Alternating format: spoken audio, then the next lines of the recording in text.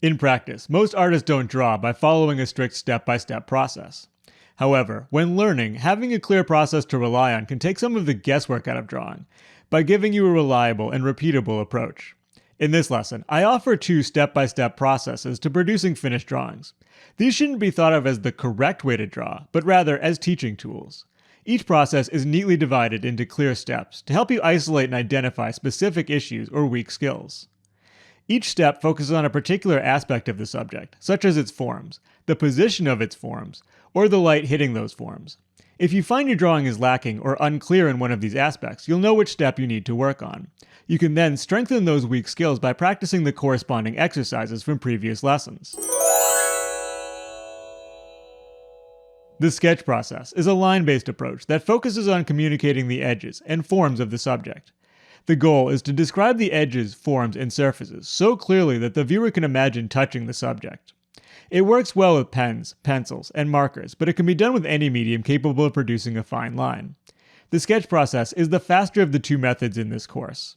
With practice, it can be done quickly, though extra time can be taken to add more refinement or detail.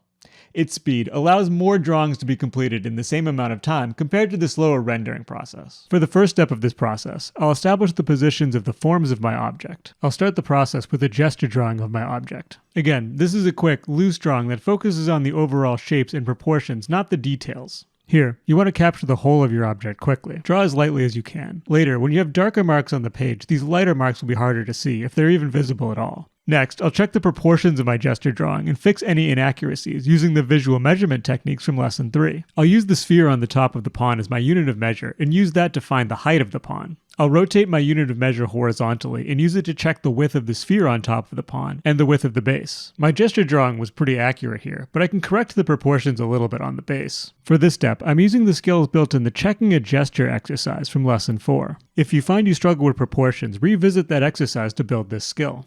In the next step, I'll start to more clearly establish the forms and surfaces of my object.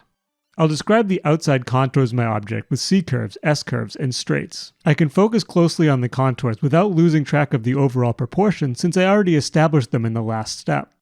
Like with other demos, I'm working from a photograph so you can see what I'm looking at and see my process. But these processes are intended to be drawn from your object in real life, not from a photo. You can decide which contours to describe and how to describe them. Look for the contours that best describe the form of your object. For this step, I'm using the skills I developed in the CSI line drawing exercise from Lesson 6.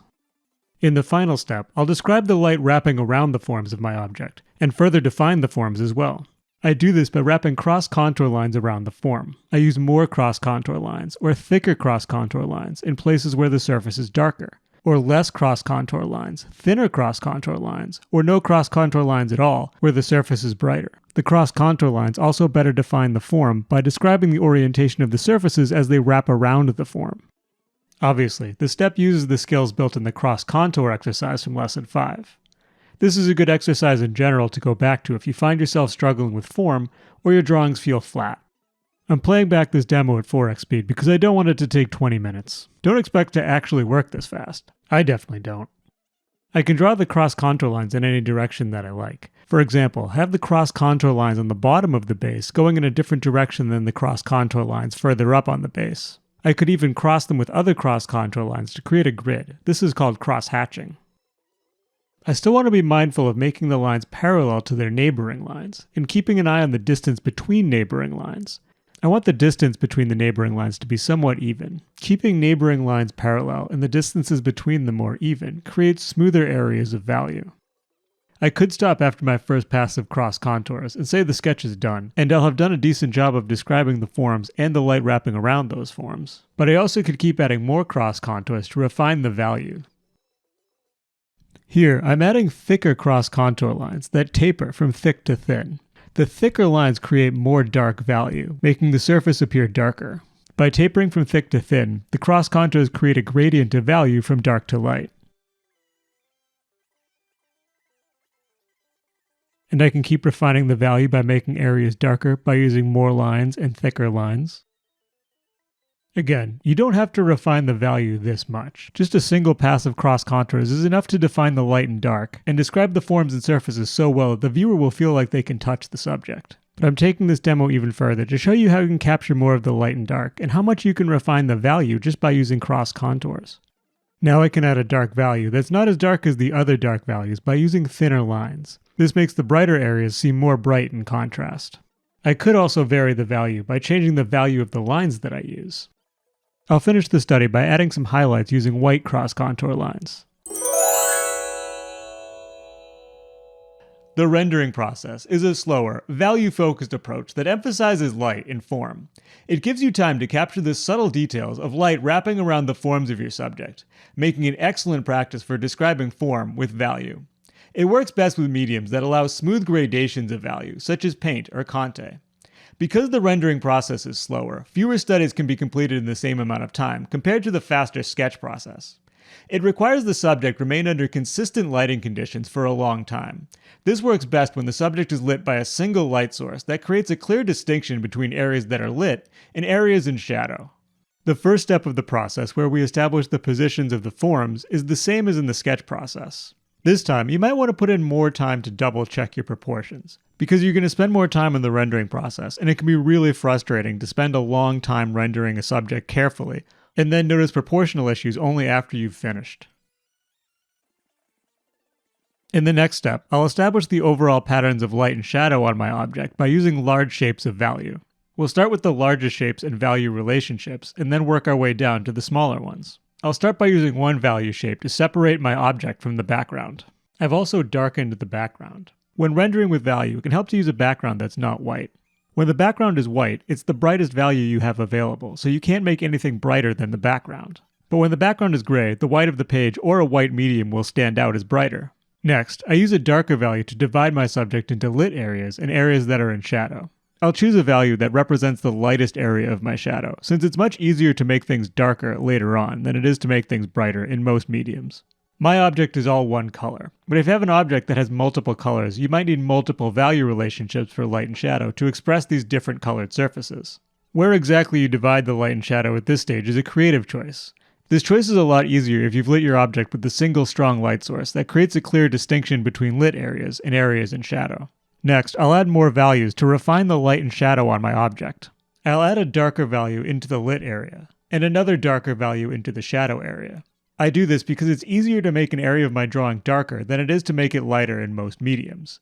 But you can do this differently if you want. Maybe instead, you'll want to add a highlight to the lighter area, and an area of reflected light into the shadow. This step uses the skills developed in the 3-value and 5-value studies from Lesson 8, but this time you might use more than 3 or 5 values if you have a subject that has multiple colors. If you find yourself struggling to simplify light into value like this, go back and practice those exercises. I'm also using the control of my values that I developed in the value scales exercise in Lesson 7. If you find you're not able to consistently produce the value that you want, go back and practice this exercise. In the next step, I'll describe the forms of my object by using value to show how light wraps around the surfaces and forms. I'll do this by creating value transitions between the shapes of value that I already established, keeping in mind that more gradual value transitions indicate a more rounded surface, while more abrupt value transitions indicate a sharper angle. I'm using the skills I developed in the value transitions exercise from Lesson 7. If you find yourself struggling to control your medium and create smooth gradations of value, practice this exercise. The cross-contour exercise from Lesson 5 is applicable here as well. Even though the process is different, during that exercise you practice communicating forms by describing the orientation of their surfaces as they wrap around the form. We're doing the same thing here, except using value instead of line. If you find that your drawings look flat, you might benefit from going back and doing this exercise more. As you're blending between shapes of value, keep in mind the form that you're trying to describe. Try not to get so caught up in the flat shapes and value transitions that you lose track of the forms and surfaces that create the patterns of light and dark that you see. This is the step where you capture the details of your object. Take your time to carefully observe and capture the patterns of light and dark that you see in your object. This is the step of the rendering process that takes the most time, especially if you're using a medium that requires a slow process to create smooth gradations of value, such as graphite. Be patient with yourself. It takes a lot of time and practice to get good at this, even if you're doing everything right and following the process correctly. Again, these processes aren't designed to be followed exactly. Think of them as general guidelines to get you moving in the right direction instead of rules that need to be followed. If you find doing things a bit differently works better for you, then keep doing it that way. Just try to stick to the general idea of each step of the process.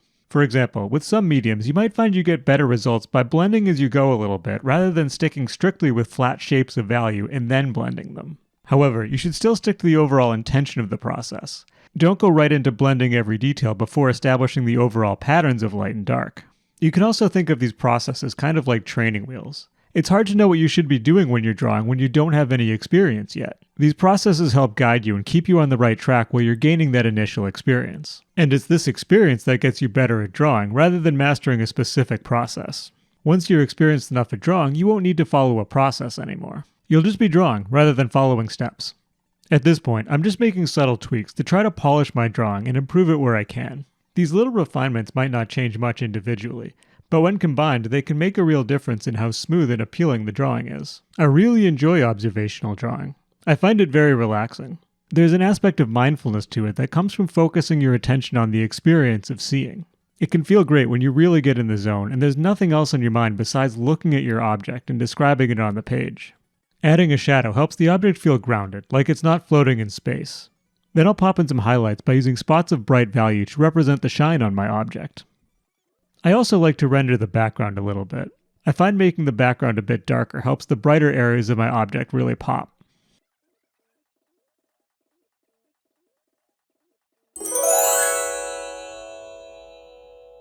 For your 90-minute study sessions, spend the first 30 minutes doing an exercise from a previous lesson. Choose the exercise that helps you improve the step of your drawing process that you find the most challenging. For example, if you struggle with forms, choose the cross-contour exercise. Spend the next 50 to 55 minutes drawing your object using one of the processes from this lesson. If you finish your drawing before the time is up, draw your object again with the remaining time. If you don't finish your drawing before the time is up, you can pick up where you left off in the next session, or take extra time if you'd like. After you're done drawing, spend 5 to 10 minutes writing and reflecting on how it went. What went well, and what could you do better next time? If you'd like extra accountability, post your study plan in the accountability channel of the course Discord.